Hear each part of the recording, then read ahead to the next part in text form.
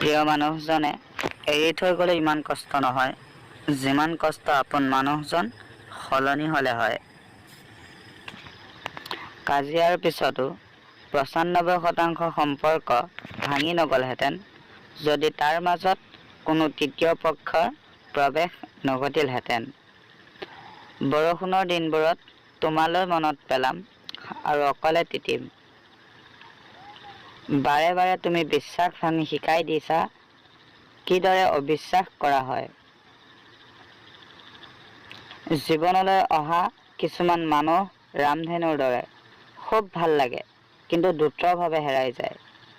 খুব কষ্ট হয় তেতিয়া যেতিয়া কোনো ভুল নকৰিলেও মই তোমাক প্ৰথমে চৰি কৈ দিওঁ, একমাত্ৰ আমাৰ সম্পৰ্কটোক জীয়াই ৰখাৰ বাবে।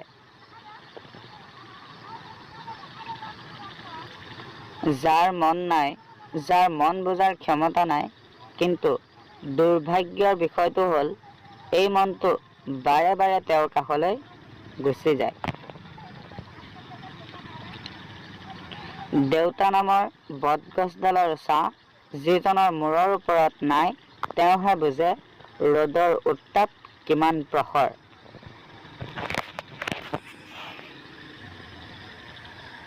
মই সকলোৰে মন ভালে ৰখাৰ চেষ্টা কৰোঁ, কিন্তু সকলোৱে পাহৰি যায় মোৰো যে এটা মন আছে। প্ৰিয় মানুহজনে এৰি থৈ গ'লে ইমান কষ্ট নহয়, যিমান কষ্ট আপোন